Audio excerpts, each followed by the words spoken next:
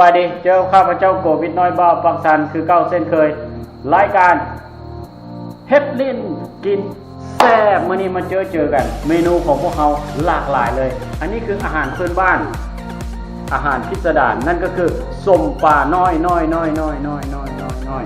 อันนี้สร้างตรงมาจากกรุงลอนดอนเนาะส้มปลาน้อยและยังมีส้มมีต่อมาก็คือส้มฟักพี่น้องเลยส้มฟักแล้วกินแล้วแสบหลายเด้กินหลายเลยส้มฟักนี่มีบักเฟสน้ำเฟสบอกนอกเหนือจากนี้มีเมนูสัตว์ป่านั่นก็คือหน่อไม้ต้มหน่อไม้นั่นเองเนาะเดี๋ยวที่กินให้เบิ่งว่าที่เป็นยังไง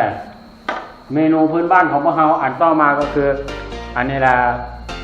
เพิ่นห้องว่าแม่นก่อนเพิ่นห้องว่ามกปลาเด้ที่ละลืมหน่อยนึงกี่นี่มันเมนูหลายก็เลยลืมอันนี้ละมกปลาแหละมีผักอีตู่ผักนางตู่เลยแซ่บห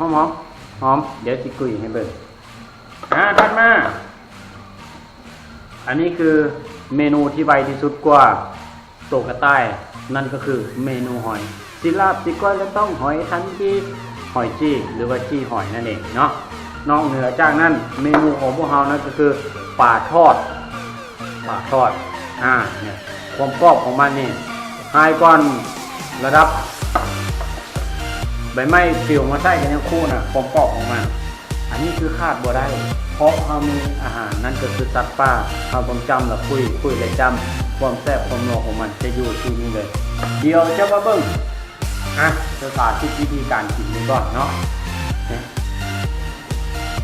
อันนี้คือเจ้ากะปิเด้อเจ้ากะปิ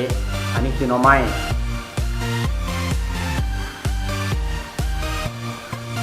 คักเว้ยเจ้ากะปิเนี่ยแซ่บเขาจ้ำหลายเค็มเลยนะโอเคนี่ครับส้มปลาน้อยส้มปลาน้อยเดี๋ยวเขาเอาลงให้หน่อย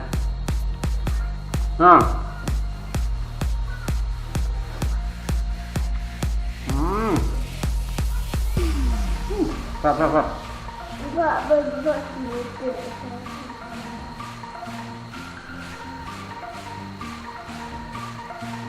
กินส้มปลาน้อยเขาต้องมีการ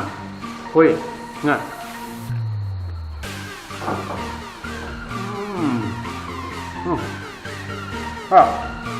สุดๆเลยเมนูมกป่า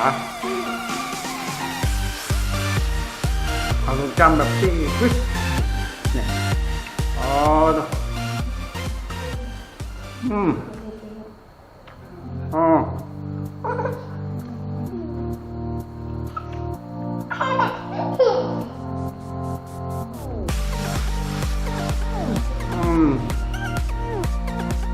ชอบหลายมุกปลา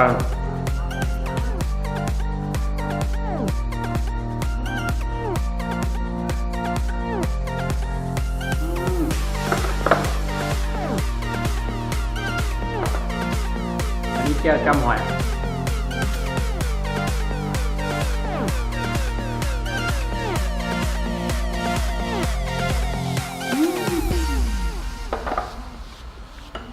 สุดยอดเลย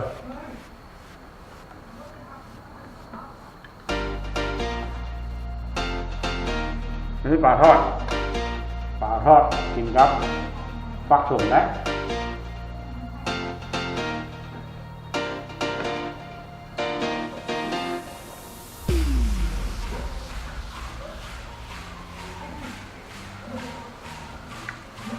ฟักส่วนกับปลาทอดจับๆแล้ว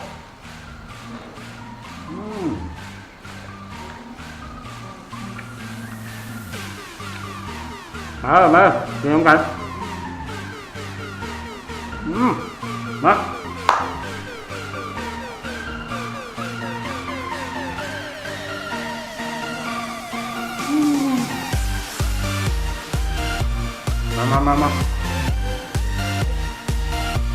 ขอโทษได้กินนี้ถ้าผ่านเบื้องหลังคืนนะเรื่องมากอะทันร่างหิวอะขอโทษทำอะไรเดี๋ยวเจอกันคลิปหน้าบ๊ายบายอย่าลืมกดไลค์กด Subscribe และกดกระดิ่งเพื่อติดตามคลิปใหม่ๆของข้าพเจ้าเจอกันกับบ่าวประกันคนนี้ขอขอบใจ